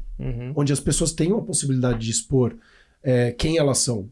E, lógico, com um certo critério também, porque daqui a pouco pode ser alguém aqui vendo e falar, então eu posso fazer o que eu quero, e chega berrando na empresa e gritando e achando, porque o bom senso é uma linha tênue também. Mas isso é super importante, porque seja você ter um hobby, ou seja uma prática de atividade física, naturalmente é algo que você testa muito, para seguir evoluindo.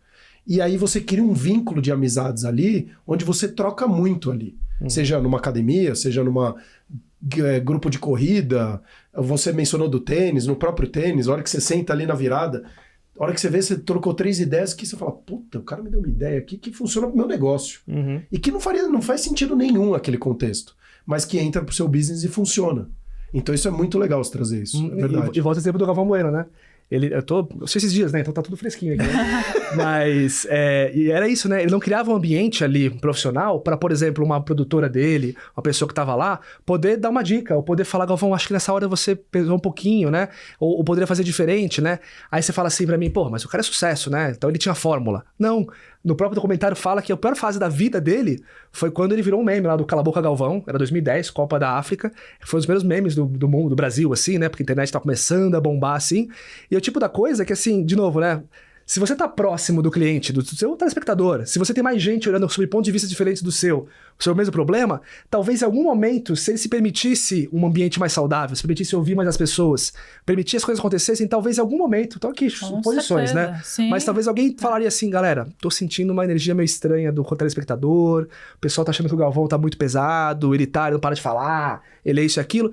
Se ele desse uma dosada, talvez não chegasse nesse tipo de problema. E foi uma fase péssima na vida dele, que ele foi morar fora do Brasil, foi lá para Mônaco. Ele quase, sabe assim, tipo, caramba, eu sou o cara que faz o Brasil ser feliz e eu sou o cara mais odiado. O pessoal gritando no estádio Cala a Boca Galvão, sabe assim? Então, cara, como é que você deixa as coisas boas não acontecerem quando você não cria esse ambiente de permissão, né? Exato. E caminhando para o fim, infelizmente, né? Nossa, já que esse papo aí, espero que tenha aberto muitas caixinhas na mente de quem tá assistindo, porque eu tô aprendendo muito com vocês. Conta um pouquinho também da sua ferramenta do Creativity, porque ontem eu estava testando um pouco mais, até para ter uma ideia nova. E eu achei muito legal os pilares com que você construiu e como isso é diferente do que a gente estava falando da tecnologia convencional, assim, convencional, né? Da tecnologia que está surgindo. Agora, a GPT chamar de convencional, que absurdo, né? Mas da tecnologia que a gente já está acostumado, já ficou comum.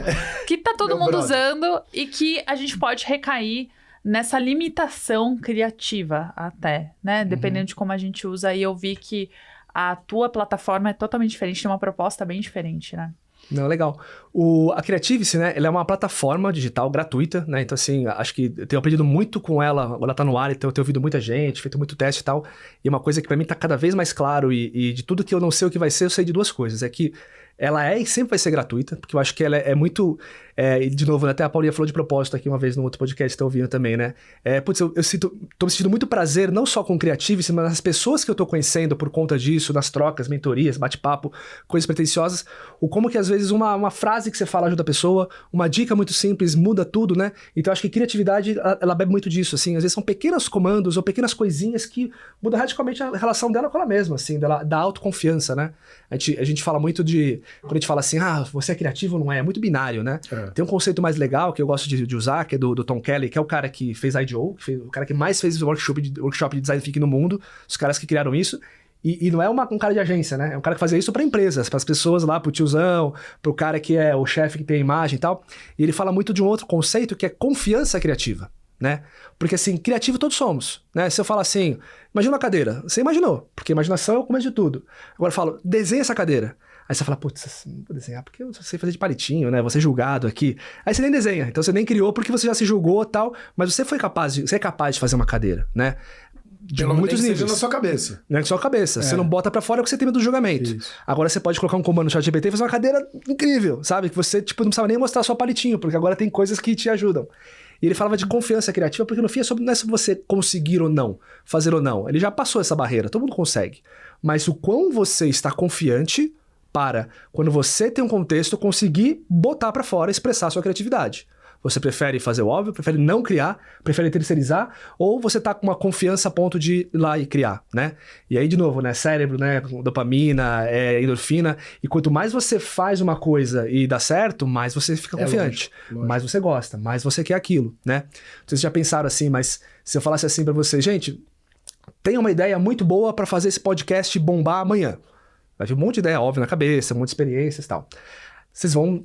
Ignora as ideias ruins, as ideias óbvias, ignora as memórias e tal, chega nas ideias que vocês acham boas. Vocês vão gastar uma energia pra fazer isso. Aí você vai falar assim, gente, tem uma ideia muito ruim pro podcast bombar amanhã. O nível de energia vai ser o mesmo. E talvez a ideia que vocês acham muito ruim seja que funcione. Porque você tá criando pra você é o seu público-alvo. Olha só. E o que o outro vai ouvir é um outro contexto, assim. Então, às vezes, dá uma ideia ruim é até mais legal que uma ideia boa, né? Então, voltando, né? O que o Creativity faz, né? O Creativity, então, ele é essa ferramenta gratuita, né? Que ajuda as pessoas a serem mais criativas. Então, eu fui bem sabonete agora, assim, do tipo assim, é pra publicitário? É pra idoso? É pra qualquer um que quer ser mais criativo. Simples assim, né? Tem pessoas que são muito criativas e podem ser muito mais. É um cara que talvez vai usar muito. Tem a pessoa que acha que não é capaz de fazer nada. E aí ela vai descobrir, principalmente sabendo como funciona o cérebro, como funcionam as coisas, que ela pode fazer, que ela consegue fazer, né?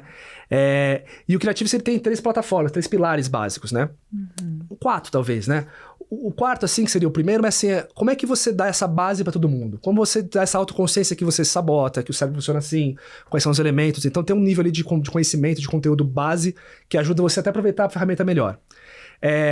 Ela parte do princípio, aquela coisa do criatividade é 10% de inspiração, 90% de transpiração. Então tem uma área de inspiração que são conteúdos. Então tem pessoas para você seguir, páginas para você conhecer, livros para você ler, filmes para você assistir, podcasts para você ouvir, uma referência de conteúdos para você pensar a criatividade. Tem lá uma coletânea que está crescendo agora. E o transpiração. E aí tem 2 áreas. Tem a área do criar. Então assim, eu parto da premissa que se você cria, truco. Você é criativo, você criou, tá aí, né? As pessoas talvez não se permitem ou não têm esse primeiro vontade, mas quando ela consegue já acabou, já caiu por terra que ela não é criativa. Então lá tem uma ferramenta de brainstorming. É uma ferramenta que ela gera ideias aleatórias, né? Totalmente diferente das tecnologias artificiais. O pessoal pergunta, isso aqui é uma IA? Eu falo assim, não, isso aqui tá mais para um gerador de lero-lero, lembra do lero-lero? Do que para uma IA, porque eu não tô pegando um aprendizado, uma ideia que já existe. Eu tô te fazendo conectar o bonequinho com o tripé para limpar o rio, né? E talvez não vá dar certo, talvez não vai ser uma ideia boa, mas aquilo vai te fazer pensar uma coisa ou fazer uma sinapse que você nunca fez. Então essa ferramenta ajuda muito a destravar, né? Eu tenho ouvido muito de empresas, o pessoal fala assim, eu mostro o site inteiro. Aí ele fala assim, gostei, isso aqui é muito bom pra gente começar uma reunião e fazer uma brincadeira. Aí eu penso assim, pô, não entendeu nada. Mas eu falo, não, é isso. Isso é ouvir o cliente. Porque às vezes eles não querem, eles não estão no nível de ver beleza em fazer um modelo de negócio pivotado numa ideia que te cospe. Eles veem beleza simplesmente em conseguir, sabe? Quebra-gelo. Né? Limpar a serpentina de uma reunião para outra, para você entrar com a cabeça fresca. Aquilo já resolve muito para eles, né? Sim. Então essa ferramenta de brainstorming, ela funciona exatamente como o cérebro cria. E foi meio que por coincidência que ela virou assim. Porque a Creativice, né? A ideia nasceu em 2014, eu tava na agência de publicidade, e eu comecei a perceber que na agência, eu era o cocô do cavalo do bandido lá, não era ninguém, né? Era estagiário e tal. Mas eu tive graças a Deus, eu tive muita chance, muitas pessoas que me ajudaram, patrocinaram, chefes que foram legais comigo, então eu participava de reuniões importantes, né? E eu via lá os criativos de agência dando as ideias assim, e como eu era um cara de pesquisa, eu pesquisava muito a publicidade, a do planejamento, então eu via muito publicidade em todo lugar, né? Aí o cara trazia uma ideia lá, contava pro cliente assim, eu falei assim, cara, essa ideia, ela é igualzinha, sei lá, uma ideia de carro, né? Ela é igualzinha a uma ideia de sorvete de uma propaganda lá da Suécia. Igualzinha. Então, mas é igualzinho. E eu comecei a ver muito isso, né? E eu falei assim, cara, você viu que isso aqui é igual a isso? E os caras não achavam igual. O criativo, né? O ego, imagina, você acha que eu copiei isso? Aí eu tenho um processo criativo. O cara não reconhecia, né? E tudo bem, né? Faz parte até do salário dele ter essa coisa do eu sou um cara inteligente. Tudo bem, tá certo. E eu falei, mas como assim? Alguém tá muito doido, ou ele ou eu, né? Porque é a mesma coisa, né? E aí, quando eu comecei... E aí, o que era o Creativice na época, né? Era um aplicativo chamado Brainstormix, que eu pegava um monte de campanhas de publicidade, eu quebrava ela em vários pedacinhos. Então, a linha criativa é essa, a ideia central é essa, o público é esse, a mídia é essa, uma cerejinha do bolo é isso. E aí eu fazia um banco de dados, eu apertava um botão de shuffle, e ele misturava campanhas aleatórias. E criava uma campanha única que nunca foi criada, porque mistura coisas que talvez não funcionam. Que legal. Mas na minha cabeça funcionava, porque todo mundo era um padrão, né? Assim, ainda mais a publicidade, né? Sei lá, nós somos padrões, né? E o cliente não quer provar uma coisa muito louca, ele quer uma coisa que funciona. O que funciona? Os clichês, as piadinhas, as viradas de chave, o herói que chega pra salvar a situação. Tem um monte de perfis, são arquétipos da publicidade. E eu falei, cara, eu vou fazer isso aqui e vou vender pra publicitário, porque, porra... Eu via lá, né? Tinha aquelas revistas lá na agência, né? As agências eram lindas, né? Antigamente, né? Enormes. Tinha aquela Contagious, né? Era $10 mil a assinatura da revista que ficava lá mofando na mesa, assim, sabe? Eu falei, cara, será que esses caras pagariam R$1.000 pra usar esse meu aplicativo em vez de pagar $10 mil numa revista que ninguém lê? Então, nasceu muito até com uma visão até capitalista, sabe? Assim, tipo, putz, vou fazer negócio, vou ganhar dinheiro e tal. E aí, como são as coisas, né? Quando nasce com um propósito mais desvirtuado, não dá certo. E aí, quando eu criei isso e mostrei pros meus amigos publicitários, eles falaram assim, pô, Vinícius, muito legal isso aqui, né?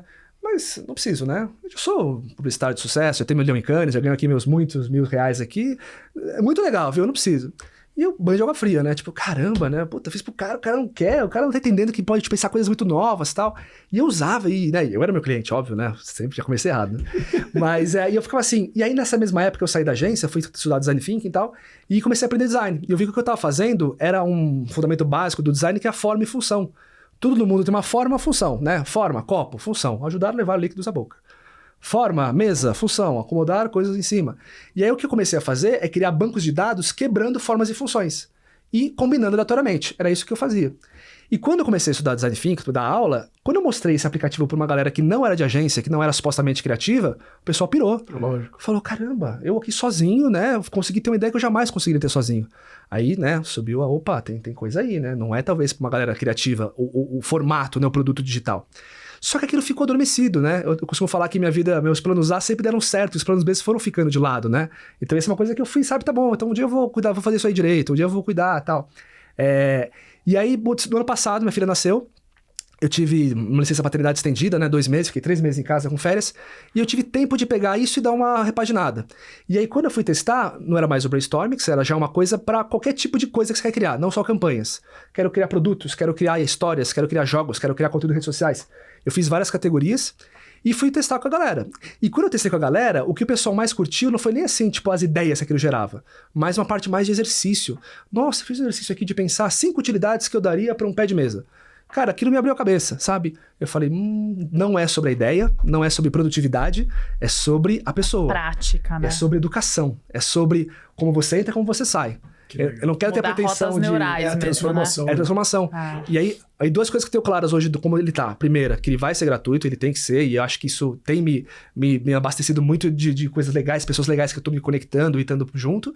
E ele é uma coisa de educação, não é um aplicativo de produtividade.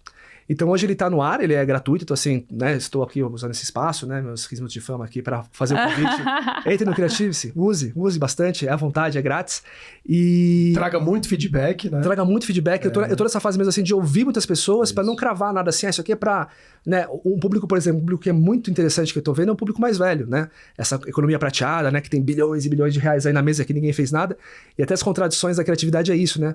Uma pessoa mais velha com mais idade, o cérebro dela, ele é mais capaz de ser criativo do que uma pessoa não velha, mais jovem, né? Por quê? Mais referência, mais repertório e, biologicamente, as conexões que ele faz do lado mais criativo e do lado mais lógico são mais rápidas. Olha só. Então, ele consegue gerar uma ideia que, ao mesmo tempo, é louca, mas ela tem base, sabe? Ele não fica tão para um lado só para o outro. Quanto mais o cérebro fica mais antigo, mais ele faz essa capacidade.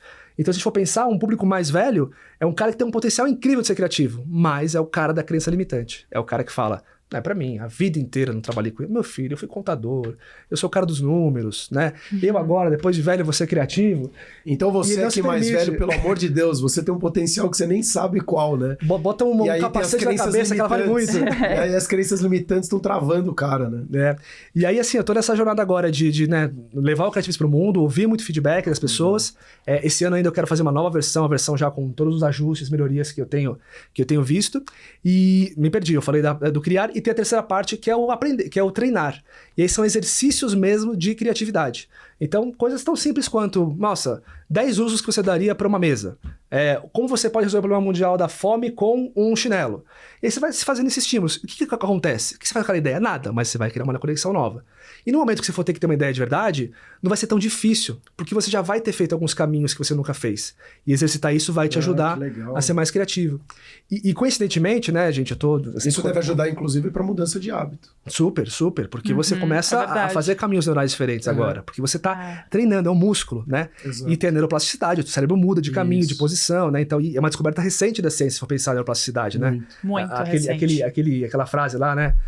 Cachorro velho não aprende truque novo, né? Não, pelo amor de Deus, né? Ao contrário. E hoje, assim, o que eu acho que é interessante, o que foi uma coincidência, então eu fiz lá atrás com um aplicativo, tinha essa coisa de quebrar em formas e funções, e quando eu fui estudar mais neurociência, eu descobri que é exatamente assim que o cérebro funciona. O cérebro tem um livro muito legal do David Eagleman, que é até virou na Netflix documentário, né? Que é Como o Cérebro Cria, em português. Que ele fala que o cérebro faz 3 coisas. O cérebro, ele quebra. Então ele fala, isso aqui é um copo. O que é quebrar? Isso aqui é um copo, mas isso aqui também é um pedaço de vidro. Isso aqui também é uma coisa que cabe coisas. Isso aqui também tem um peso. Isso, sabe? Ele tem várias funções. Então você quebra isso em muitas possibilidades. A segunda coisa que ele faz é entortar, então ele muda a função daquilo. Então eu estou usando para beber água, agora eu vou usar para segurar a porta, agora eu vou usar para coçar minhas costas, agora eu vou usar para isolar o som. Então ele ajuda você a quebrar, mudar o uso, e ele combina. Então ele combina coisas para poder criar coisas novas. O cérebro faz isso naturalmente, por definição biológica. Se ele tem espaço para isso. Se ele se dedica, né? E se você se permite chegar nesse nível e não ficar na ideia óbvia. E o que o Creativice faz, principalmente essa parte da ferramenta de brainstorming, ela emula o processo criativo do cérebro. Então esse banco de dados do Creativice que tem coisas, filmes, campanhas, problemas, objetos, empresas, negócios, ele quebra tudo para a pessoa já, para o cérebro não precisar quebrar em formas e funções. Ele entorta, então ele tem templates lá que ele fala assim, pegue tal coisa e use para tal coisa. Ele entorta o uso das coisas e ele combina coisas. Tudo no mágico botão de shuffle, aleatório, gerador de lero-lero. Então quando você treina lá no Creativice, vai ter muita ideia que não faz o menor sentido. Mas só de você tentar achar sentido para aquilo é o exercício. e vai ter ideia que faz sentido. E vão ser coisas que você nunca, na sua condição normal, você conectaria uma coisa com a outra para chegar no resultado, né? Vou dar um exemplo rápido aqui, né? Que pegar duas coisas, né? Eu pegar o Bombril, 1000 utilidades, forma e função. Bombril, uma palha de aço, utilidades 1001, né? Cadeira, forma da cadeira, física, função, acomodar. Cara, já pensou que você pode criar, você podia ter chegado na ideia da máquina de lavar louça usando Bombril e cadeira? Como? Você junta limpar a louça, que é uma utilidade dele, com ficar acomodado. Quando você junta limpar a louça com ficar acomodado, você pensa, puta, como é que eu faria para não ter que gastar nada de exercício, esforço para poder lavar a louça? Aí surge uma ideia de uma máquina de lavar. Com certeza o cara que criou a máquina de lavar não chegou na máquina de lavar pensando em Bombril e cadeira. Mas isso mostra que dá para chegar em muitos lugares, no mesmo lugar, de muitos caminhos diferentes. Lógico. Né? E aí que mora a inovação, mora a criatividade. Você conseguir fazer essas conexões que o cérebro não vai deixar. E a ferramenta te ajuda a hackear isso. Muito legal. Olha... Já nosso cérebro já fez, né? E já estouramos o tempo. Então, Sérgio, quer fazer alguma pergunta final? Nossa, uma chamada final? Eu só deixaria... Primeiro, Vini, cara, muito obrigado. Fantástico. Sensacional, de verdade. Eu só colocaria, se puder colocar alguma coisa, se permita. Eu acho que a coisa principal é a pessoa se permitir. Hoje a gente está muito...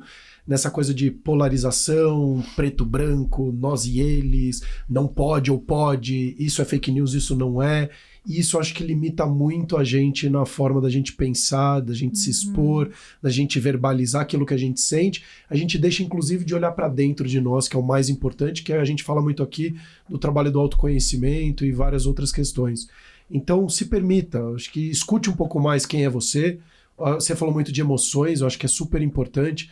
O que você sente, quais são as emoções, pensamentos que passam na sua cabeça, para você, inclusive, começar a ser uma pessoa muito mais criativa. Se, de repente, a pessoa está passando um problema, como que você pode olhar o mesmo problema por óticas diferentes? Porque, às vezes, você fica olhando só aquele problema, e aí você não consegue sair daquele turbilhão porque você... Mas, cara, se permita. E se eu olhar daqui? Se eu olhar daqui? Se eu olhar daqui? Será que não vou ter um resultado um pouquinho melhor? Se eu não olhar, né? Se eu parar pra não pensar nele agora, né? Isso, exatamente. E pode ser no simples, pode ser numa pequena mudança de hábito, né? Não precisa começar com uma ideia grandiosa, fazendo creative-se do nada. Exato. Mas uma pequena muitos mudança. anos, né? Incubada, né? Olha quanto tempo, né, que você levou. Pode ser com uma coisa pequena. Hoje eu vou...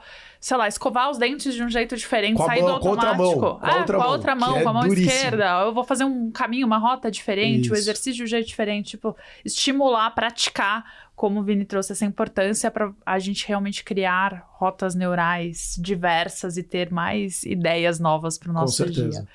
Obrigada, Vini, pela presença. Gente. Aprendemos muito. Não, pera. Para finalizar, onde as pessoas podem te encontrar? Boa. Tô aqui até... Se você correr aqui, ó, dá um café comigo aqui, ó, te dou umas dicas. No Itaí, São Paulo. Bom, redes sociais, meu Instagram é viaranha88, né? Coisa da nossa geração, colocar o ano que nasceu, gente, né? É muito nostálgico. Vini Gatinho sensual, não. Viaranha88, rede social, Instagram. Uma rede social que eu uso bastante é o LinkedIn, então você consegue me achar no LinkedIn, também eu posto bastante coisa lá, principalmente desse mundo do criatividade, eu tenho usado mais o LinkedIn como plataforma, e a pessoa é mais Vinícius Aranha, né? Vinícius Aranha, né? Aranha, Vinícius, é só isso lá. Você me encontra, grava meu rosto, você vê minha foto lá, e acho que lá se conecta, e gente, assim, eu tô numa fase mesmo assim de levar pro mundo, assim, eu me coloquei um momento assim, cara, eu vou jogar o Creativism pro universo. Eu não quero pretensão vamos ver o que vai rolar. Vai virar um negócio, vai virar... Não sei, eu quero ver o que volta. E tem sido muito legal ouvir as pessoas, conhecer gente. Então, se você se interessou, não só pela plataforma, mas manda mensagem lá, a gente conversa. Eu tenho batido papo com muita gente, tem sido incrível pra mim, pessoal, assim, sabe? Que legal. E acho que também faço o convite pra vocês também, né? Quanto mais a gente conseguir se conectar com gente diferente, coisas não óbvias, né? Coisas que você não espera nada numa conexão, uma pessoa que você conhece. Pra mim, foram as conversas mais transformadoras, assim. Então, se permita testar essas coisas novas, inclusive nas conexões com pessoas. Legal. É isso, né? Bom, para todo mundo que tá ouvindo, deixa o comentário, depois dúvidas a gente responde. Por favor. E não deixe de seguir, né? O sininho no YouTube. A gente sempre esquece de falar. Seguir o canal nas principais plataformas de podcast. Porque você seguindo, você botando o sininho, dando lá o subscribe no YouTube, o algoritmo vai entender que tem mais gente seguindo, vai mostrar para mais pessoas. Então você vai, com certeza, vai nos ajudar também. Seja criativo, vai uma venda e fica com o mouse assim, tentando achar o sininho, ver se ela aparece, assim, né? Experimenta, 5 minutos disso. Depois o que acontece. Ai, adorei. Se você enlouquecer, liga para ele, tá? Aí cobra ele depois. Eu espero que as pessoas tenham destravado mais formas também de cuidarem de si, com novas estratégias da mentalidade, e até o próximo episódio do Cuidando de Você. É isso aí. Obrigado, gente. Prazer. Show de bola, hein? Puta, muito legal. Obrigado. Foi bom demais.